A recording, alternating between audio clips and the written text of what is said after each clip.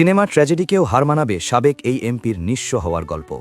ক্ষমতা আর প্রতিপত্তি মানুষের জীবনে কতটা ক্ষণস্থায়ী হতে পারে তার এক জীবন্ত উদাহরণ ময়মনসিংহের গফরগাঁওয়ের সাবেক সংসদ সদস্য এনামুল হক জজ মিয়া। একসময় যার ইশারায় পুরো এলাকা কাঁপত, জীবনের শেষ বেলাটা তাকে কাটাতে হয়েছে অন্যের দয়ায় পাওয়া 2 রুমের এক খোঁপড়ি ঘরে। এমনকি মৃত্যুর সময় একটি খাট কেনার সামর্থ্যও ছিল না এই প্রভাবশালী নেতার। এনামুল হক জজ মিয়া কেবল একজন রাজনীতিবিদ ছিলেন না, তিনি ছিলেন একজন বীর মুক্তিযোদ্ধা। তার মেধা আর যোগ্যতার প্রমাণ পাওয়া যায় তার শিক্ষাজীবনেই। পাকিস্তানের ইসলামাবাদের ক্যাডেট কলেজ এবং লাহোর বিশ্ববিদ্যালয়ে পড়াশোনা শেষ করে 1968 সালে তিনি পাকিস্তান সেনাবাহিনীতে যোগ দেন। কিন্তু 71-এ যখন দেশমাতৃকার ডাক এলো, তিনি সব মায়া ত্যাগ করে ঝাঁপিয়ে পড়লেন স্বাধীনতা যুদ্ধে। স্বাধীনতার পর 80-এর দশকে এরশাদ সরকারের আমলে তিনি হয়ে ওঠেন গফরগাঁওয়ের দাপুটে নেতা। 1986 এবং 1988 সালে টানা 2 বার সংসদ সদস্য নির্বাচিত হন। তখন ঢাকা আর গফরগাঁওয়ে তার ছিল বিলাসবহুল গাড়ি, আলিশান বাড়ি আর অঢেল সহায় সম্পত্তি। কেউ কি তখন স্বপ্নেও ভেবেছিল এই দাপুটে নেতার শেষ নিঃশ্বাস পড়বে সরকারি আশ্রয়ন প্রকল্পের একটি ছোট ঘরে? জজ মিয়ার নিঃস্ব হবার পেছনে কাজ করেছে 2টি বড় কারণ: তার অতি দানশীলতা এবং নিজের পরিবারের ওপর অন্ধবিশ্বাস। তিনি মানুষের বিপদে অকাতরে দান করতেন। নিজের শেষ সম্বল 12% জমিও তিনি লিখে দিয়েছিলেন একটি মসজিদের নামে।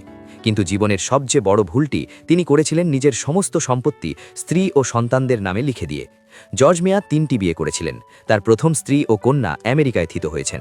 দ্বিতীয় স্ত্রী ও 2 সন্তান থাকেন ঢাকার বিলাসবহুল ফ্ল্যাটে।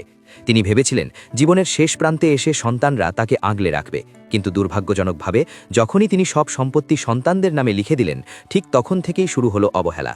ক্ষমতা আর সম্পদ হাতছাড়া হওয়ার পর এই 2 পরিবারের কেউ আর তার খোঁজ রাখেনি।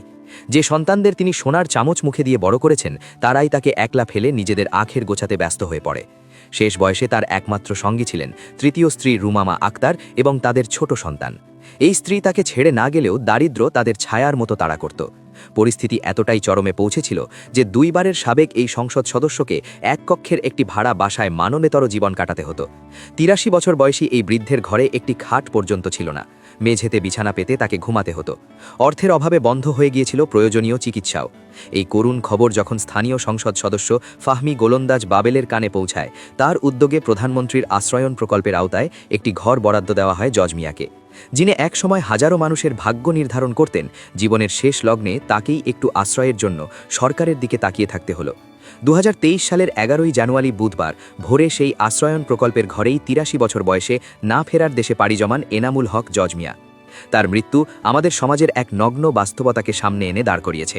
যে সন্তানদের জন্য তিনি সব বিলিয়ে দিয়েছিলেন, তার শেষ বিদায় তাদের ভূমিকা ছিল প্রশ্নবিদ্ধ। জজ মিয়ার জীবন আমাদের শিখিয়ে দিয়ে গেছে যে ক্ষমতা চিরস্থায়ী নয়। জীবনের সব সম্পদ বিলিয়ে দেওয়ার আগে ভবিষ্যতের কথা ভাবা কতটা জরুরি তা তার এই করুণ পরিণতি দেখলেই বোঝা যায়।